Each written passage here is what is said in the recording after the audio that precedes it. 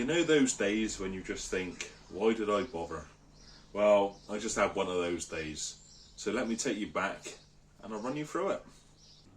Hello, right, okay, so in this video I'm going to have a little look at my Turbo ST150 and I'm going to see if I can solve some fuel starvation problems. Now this car used to be fitted with a swirl pot in the boot. It had an external fuel pump, I think it was a Bosch 044, never had a problem. The issue I had with it, and the reason I removed it, is because it was extremely noisy. Now this car I primarily use as a road car, and the noise was just too much. So I opted to ditch all of that, and I'm now running an upgraded fuel pump in the fuel tank.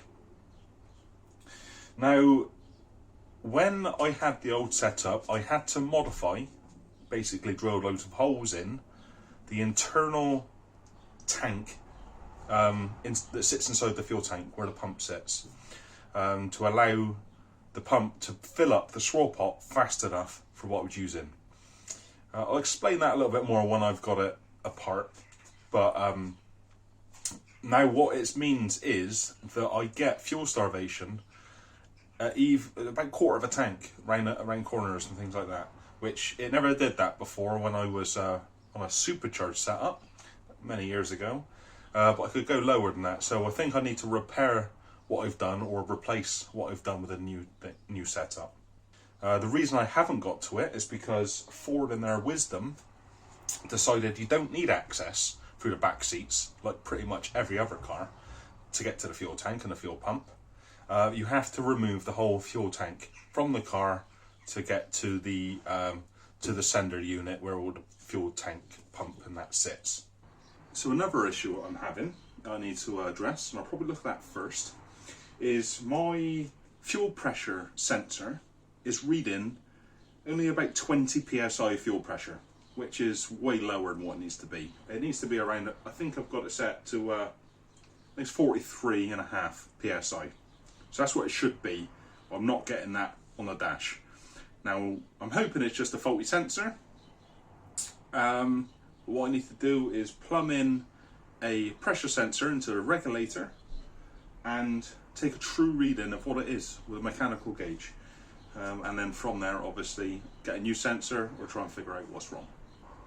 So for those of you that's interested, the current setup that I'm running is I have a 300 litre per hour fuel pump in the fuel tank.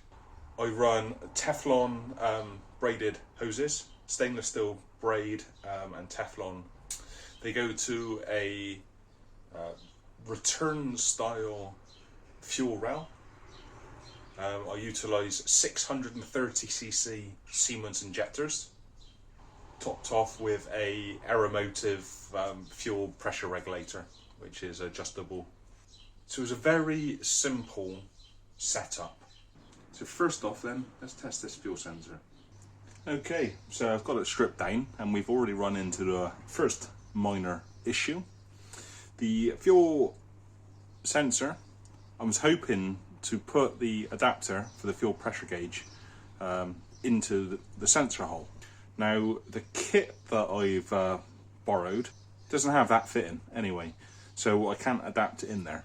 So what I'm going to need to do is slightly different, is I'm going to rig up some pipe to fit onto the end of the pressure sensor, and then I've got a multivac gauge, and just I can pump up the pressure, go into the sensor, and then make sure the reading is the same as what's on the dash.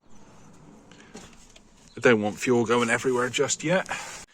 One thing I will do is take the fuse out for the fuel pump. There we go, quick and easy. Got some bungs come out the end of the pressure sensor to the gauge, and I'm just going to pump this up. If you can see it, oh, that's going into vacuum, so that's no good. I'll just change that over. There we go, I'll put it to about 10 psi to begin with. I'll go inside then, you can see it's holding. I go inside and just see what it says on the dashboard. So fuel pressure, we can see it reads 0 psi, nothing. Okay, so we should be reading something. It's all plugged in. Let's just pump this up, shall we? See how far we can go before it pops. Oh, not that far. Right, okay, let me attach this back up. I'll probably put a cable tie around it and we'll see where we go from there. Right, let's try this quick. So we got 22 psi.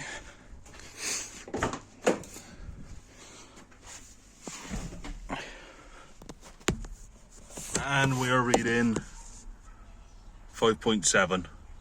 What I will do is just double check I've still got 5 volts at the sort of wiring. As long as that's good, then yeah, new sensor. Now let's just check the pin outlets on the sensor itself for the fuel pressure, and I'm hoping I should see 5 volts.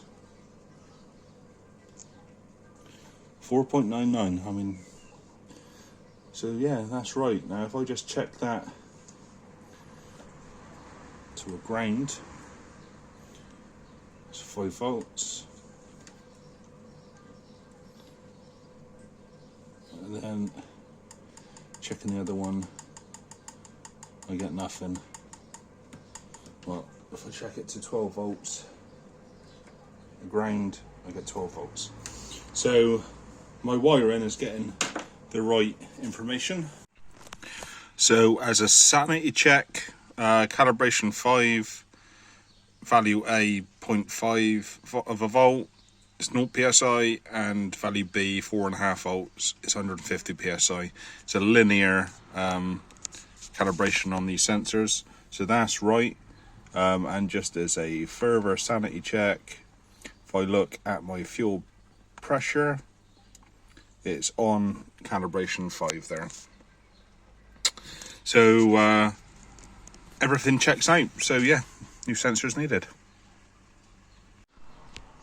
So with that all apart, now it's time for the more annoying bit, which is dropping the fuel tank. There's no access underneath the rear seats to get to the fuel pump on these Fiestas, as with a lot of Fords actually on this sort of year. So yeah, I'm going to get this jacked up now. I'm going to get the fuel pumped out, or the remaining fuel pumped out, into a suitable container, and yeah, get this tank dropped out on the floor so we can have a little look at the fuel sender unit and see what mess I made of it. So that's the fuel tank out on the floor. It's not too bad on these. You've got some fixing points. There's 3 of them on the straps, one down the front there. A few bits of pipe work that are obviously attached to the pump outlet, and then your connectors to your filler pipe. I've just put some bits of plastic and some gloves over just to stop any dirt getting in there. Right, let's have a look at the actual sender unit and see what's going on with that. So this is the sender unit with the 300 litre per hour pump in there, just in the middle there. Now, as standard, the little hole on the side here is the only way for fuel to get into this chamber to get to the pump. Now what was happening, when I had the swirl pot set up, it would empty this chamber faster than it would fill up through that little hole. So what I ended up doing was just punching a bunch of holes in the bottom of it. So now the problem I got is these holes are just letting the fuel slosh around the whole tank, and it lets the pump run dry. So I'm going to need to either repair these holes or replace this cradle. Now this cradle just seems to be a bit tricky to get a hold of for some reason. They're extremely expensive new, and second hand breakers yards and things like that, can't find anywhere local that will sell me one. So it might be a repair job for that. Anyway, let me strip this bucket apart and see if it's fixable. So I've used some epoxy and got a plate just sealed on there. If this works out great, then happy days. If not, I'll just have to take it apart again and have another go. But yeah, that's the plan. That's all set now, nice and solid, nice and firm. I'm going to get this all back together, get the tank back in the car, and yeah, hopefully see what improvement is made. So the fuel tank is in, the sensor's in. Just going to get these a little bit of trim built back up. It is still jacked up at the minute. What I'm going to do is fill the fuel tank back up with the fuel I took out of it, run the pump just to make sure I've got no leaks or anything like that. If I'm happy with that, we'll be back down on the floor and out for a drive. So it's the next day. I took it out for a drive. The amount of starvation I was getting was almost the same, maybe a fraction smaller. It's just such a small negligible amount, it was hardly worth it. And my fuel pressure reading is exactly the same. So I'm going to have to check the fuel pressure. Now I have managed to get a adapter to fit into the fuel regulator to be able to test the fuel pressure. So I'm going to test that and just see where we are with that. If that's good, which is the main thing obviously, then it's just got to be faulty sensors, which is really frustrating. But these things happen, so I'll try and source a different style from a different place. So there we have it, guys. Fuel pressure, you can see over 3 bar. It's all running, you can hear it plugged into where the sensor would be. So yeah, I'm definitely getting a faulty reading from the sensors. I am going to double check the calibration just in case I've changed that accidentally in the map. But if that's all right, I'm just going to have to source some better quality sensors. So yeah, nice and frustrating.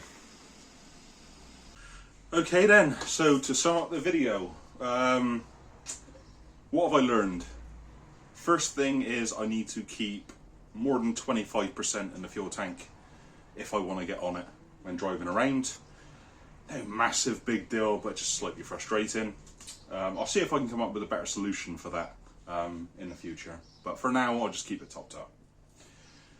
Second thing, fuel pressure. At least I know the fuel pressure is actually good and stable. So it's just a faulty reading. I'm going to have to find a better sensor, so just avoid Amazon, I'm guessing, which I could have told you that before I started, but I thought I'd take the risk. Positives. I managed to take the car out for a drive, so there's more miles on the brakes to get them bedded in, so that's a positive, I guess. And the other thing is just working in the garage after its renovation or makeover. It's just so much better to work in here. I'm so glad I did it. Definitely worth the time and effort put into it. Got space for all the tools, workbench for bits and pieces, crawl around on the floor, and it's just, yeah, it's just a nice place to be. Any suggestions on how I can make the fuel tank better? Let me know in the comments below. If you enjoyed what was going on in this video, subscribe to the channel, and I'm sure we'll find more things to play with in the future.